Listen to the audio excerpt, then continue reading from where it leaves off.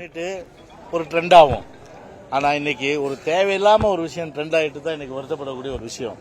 அதுவும் பார்த்தீங்கன்னா ஒரு ஐஏஎஸ், ஒரு இந்திய ஆட்சிப்பணி அதிகாரி, அந்த ஆட்சிப்பணி அதிகாரி ஒரு நிற்கிற நிலைமையும், ஒரு ஸ்டாலினுடைய அருமை மைந்தனாக இருக்கின்ற உதயநிதி, அவருடைய அருமை மைந்தனாக இருக்கின்ற இன்பநிதி, அந்த அருமை மைந்தன் ஸ்டாலினும் அது உதயநிதியும் இன்பநிதியும் ரெண்டு பேரும் அவங்களோட இருக்க ஃப்ரெண்ட்ஸும் உட்காரணுன்றதுக்காக இப்படி கலெக்டரை நிற்க வைக்கிறது நியாயமா?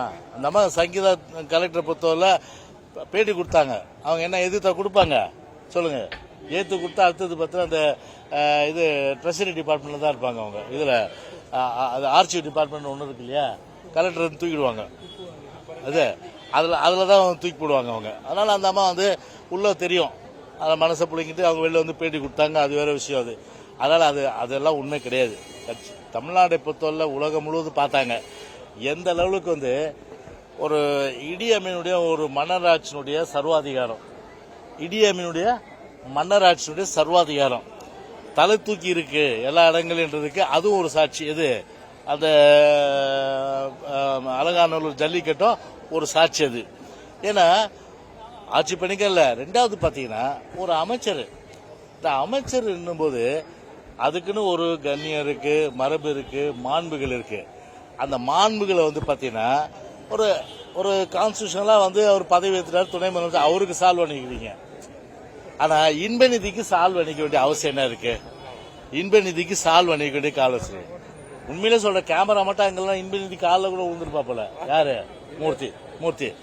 ரெண்டாவது, எவ்வளவு பெரிய அளவுக்கு ஒரு அறிவியலியா, அதாவது அறிவியலாதவர்களா இன்னைக்கு இந்த ஸ்டாலின் மாநில அரசாங்கத்தில் அமைச்சராக இருக்காங்கன்னா, ஒரு நிருபர் புத்திசாலித்தனமா கேட்கிறாரு, 9ஆம் தேதி ஒரு நிகழ்ச்சி இருக்குங்க, அதை நடத்துறதுக்கு அனுமதி பண்ணணும்னா, இப்ப இதே நான் அமைச்சராக இருந்து என்ன கேட்டா என்ன சொல்லுவேன்? இந்த நிகழ்ச்சி குறித்து அரசுடைய கவனம் போது முதலமைச்சருடைய கவனத்துக்கு கொண்டு போவேன்.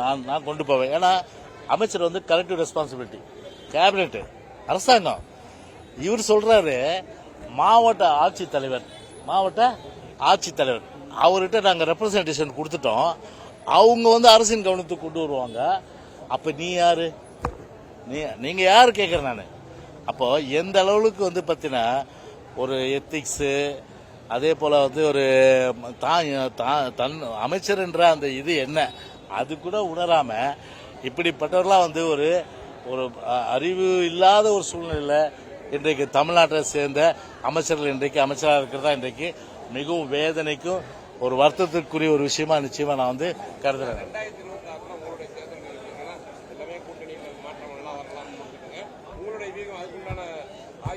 இல்லைங்க, இப்ப எங்க ஆட்சியில நிறைய அம்மா செஞ்சிருக்காங்க, பொதுச்செயலாளர் எடப்பாடி செஞ்சிருக்காரு, தலைவர் நிறைய எம்ஜிஆர், புரட்சியாளர் எம்ஜிஆர் செஞ்சிருக்காரு. இதெல்லாம் மக்கள் மத்தியில் எடுத்து சொல்லுவோம். அது மட்டும் இல்லாம இன்னைக்கு என்ன நடக்குது? இன்னைக்கு தேனுபால் ஆறு ஓடுதா? இன்னைக்கு நாட்டில் இன்னைக்கு தேனுபால் ஆறு ஓடுதா? பாதுகாப்பு இல்லை, மெத்தப்பட்ட மீன். அது மட்டும் இல்லாம இன்னைக்கு பார்த்தா மோசமான அளவுக்கு ஒரு நிர்வாகம். இன்னைக்கு அரசு ஊழியர்ல இருந்து, ஆசிரியர்ல இருந்து, மாணவர்ல இருந்து, மீனவர்ல இருந்து, இன்னைக்கு கூட்டு பாலியல் பலாத்கார பிரச்சனைல இருந்து, இன்னைக்கு விலைவாசி உயர்ல இருந்து எல்லா பிரச்சனைகளும் மக்கள் இன்னைக்கு கஷ்டப்பட்டு இருக்காங்கன்னும் போது